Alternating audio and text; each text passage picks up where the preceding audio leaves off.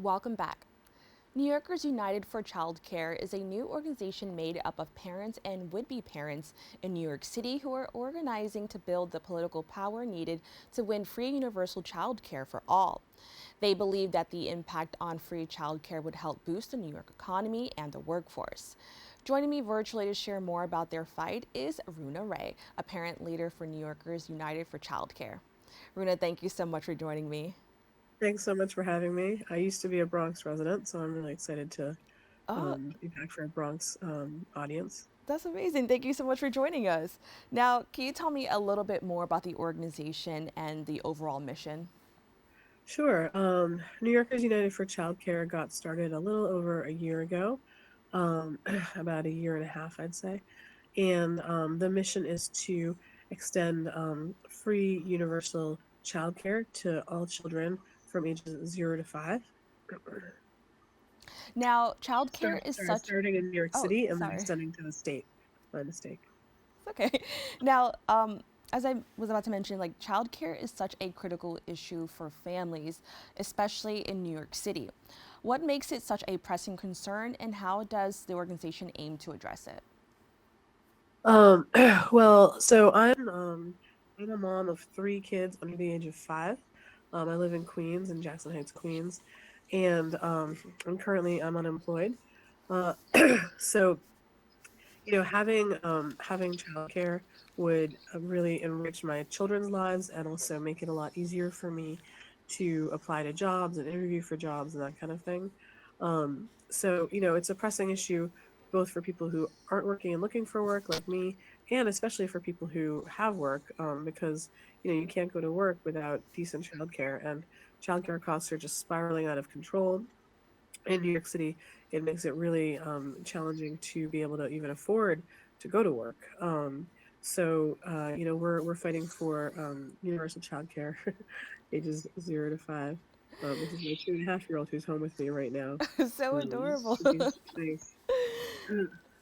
Now, I want to take a moment to highlight an initiative that the organization is currently working on, and it's the Two Care campaign, which advocates for free childcare for 2-year-olds. Can you tell me a little bit more about that campaign and why it's so important for families? Yeah. Currently there's 3K and pre-K, which is for 4-year-olds in New York City. Those are universal programs that are free. My oldest child is in the pre-K. She's 4 and she's been in pre-K and 3K for the last 2 years, and it's been a real blessing for our family. Um, Two care is really important too. My son here, Cyrus, he goes to his big sister's school when we go for like family parties or to pick up or drop off my older girl, and he says to me, he says, "I want to go to school. There's a seat for me. There's pizza for me," because he just thinks it's so fun to be doing what his big sister was doing. Parents need to have this kind of option to like a safe, enriching place um, to leave their children so that they can, do the things that they need to do in order to survive and thrive. So the Two Care program, a universal program for 2-year-olds across the city, would really just improve the lives of working people across the board. Now, what kind of support have you seen from the community and elected officials so far? We had a kickoff stroller brigade at City Hall. Um, was it last Sunday? Uh, and about 100 families came out. It was a cold Sunday morning. We had a number of elected officials come. The ones I'm remembering off the top of my head are Senator Jessica Ramos. She's actually my senator here in Queens. I believe Brad Lander was there. He's the comptroller. I remember seeing Sandy Nurse and oh gosh, I can't remember her name right now. Um, a city councilor from Queens. So there's a lot of politicians who really believe that extending um, universal childcare down to age 2 is important a really great initiative that'll help families stay in the city. A lot of people, when they see the cost of childcare in the city and they have kids, they often leave, and you lose really, wonderful people to the city. A lot of people talked about losing their friends to moving away when they have kids. Um, and of course, we lose a lot of the talented workforce, when parents decide to leave the city. So the initiative is really to help make New York a more affordable place to live for working parents.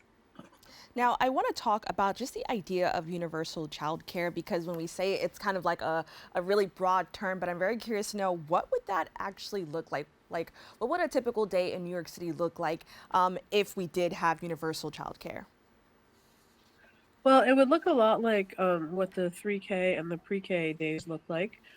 So, those days are for my older daughter, who's in pre-K right now. We drop her off around 8:30 in the morning, and then she has a wonderful. She has two teachers actually in her classroom, a main teacher and an assistant teacher. There's about 18 kids in the classroom. And this year, when she was in 3K, the numbers were smaller. She had two teachers and I think around 14 kids, maybe even 12. I don't remember. Um, and then she's there from 8:30 until about 2:30 in the afternoon. Um, and I imagine 2Care would look about the same. Although, honestly, I think our goals are to make the education system in the pre-K age really reflect the workday, because it's hard for many parents to pick up their kids at 2:30 in the afternoon if they're working. Um, so ideally, we're aiming to have like covered after school care that reaches closer to the end of many people's workdays, not everybody's. Now, I want to talk about something that I think is also very important, and it's that universal child care would not only benefit families, but also just the overall state of New York in terms of the economy and workforce participation. Can you tell us a little bit more about, that conclusion?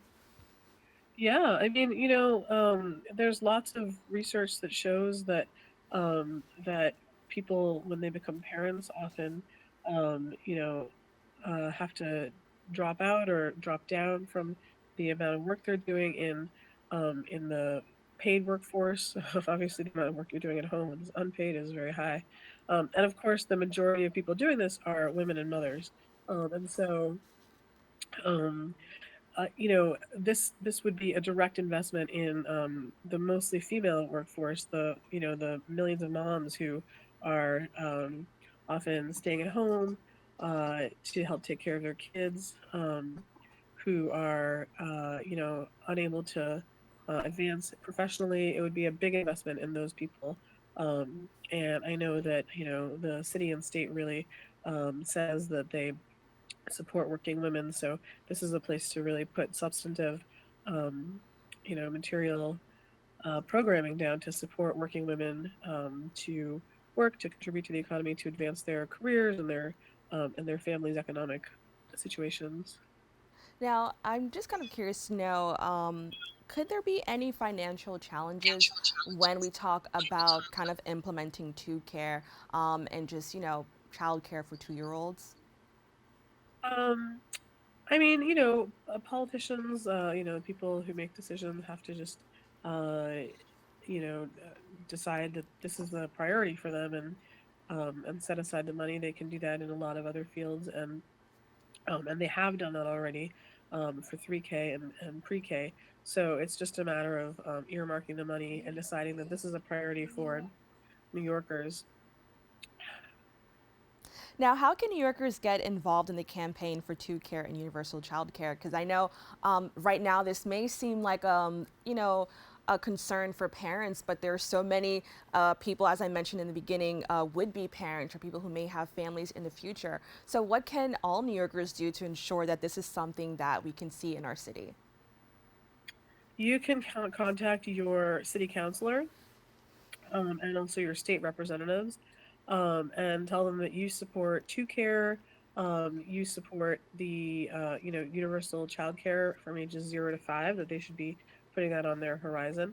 The current initiative is focused on New York City, so contacting your city councilors would be helpful for the immediate future. But I've seen politicians really be interested in this across the board because they know that the cost of childcare is just really out of control. Like I've talked to families involved in the organization who are paying $36,000 a year um, to put their kids in childcare, and sometimes that's like more than people are even making. Um, and that's not really sustainable. Everything's getting too difficult, cost of living wise.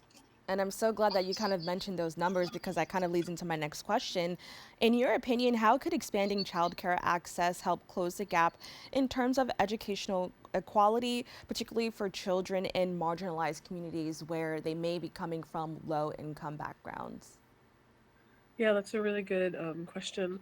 There's like lots of research and education that shows that having access to education in the preschool years and the 0 to 5 years really sets you up for like a lifetime of all kinds of successes, not just in health, but not just in education, but in health and in life. And the people who are less able to access childcare in those years are people who are um, are often poor people of color. Sorry, it's hard to focus when a 2-year-old with me. It's okay. Um, and as I said before, an investment in early childhood education is a direct investment, both in for working women, but also especially for communities of color, marginalized communities. The previous speaker was talking about the homelessness crisis in the city, and imagine if all those children who are unhoused could go to like a safe, warm, welcoming, school every day. Those kids 0 to 5 who are unhoused, it would really, I'm sure, help the parents find housing, find work, find the services they need. Taking care of a kid is like a full time job, and so it's hard to do anything else. Now, what message do you have for, parents who are struggling to find affordable childcare? What would you say to them? And, where would you kind of show them to or lead them to in regards to finding support? Well, both for parents who are currently going through it, those who have already gone through it, those who are thinking about it, or those who are in the auntie brigade, as some call it. First of all, you can get involved with New Yorkers United for Childcare. You should just Google New Yorkers United for Childcare, um, find our website and get involved. Um, but in terms of like figuring out childcare in New York, I think a lot of people have done like my family has, and they kind of cobble together this patchwork of family, friends, neighbors, of course, childcare providers, nannies, babysitters, daycares. It's really hard. It's through like word of mouth. It's through parent communities that you come across. Um, and then, of course, if you're doing paid childcare, you have to find the money for it. There are some people do Right. qualify for childcare vouchers, so if you think you might qualify, you should like try to look that up. New York City does have a childcare voucher system. Um, you can also try to like do informal sort of like childcare trades with your family and friends and neighbors. Right. I'll take care of your kid for a little while. On Friday afternoons, and you take care of my kid on Right. Tuesday Well, afternoons. I You want can to do those say sort of it kind of things. sounds like it takes a village. That's what it's kind of coming to my head right now. And, with that, I want to thank you so much for kind of sharing a little bit more about the reality of what goes on in regards to childcare, even during our interview today. So, thank you so much for joining us and kind of sharing a little bit more about the community that you've built to help those in need. Thanks so much. Yeah. It takes a village, but also it takes some legislation Right, passed exactly. to get universal childcare for ages 2, 3, and 4. Exactly. And with that, I want to let everyone know if you want to learn more or help join their fight, please visit their website at united, the number 4, childcare.org.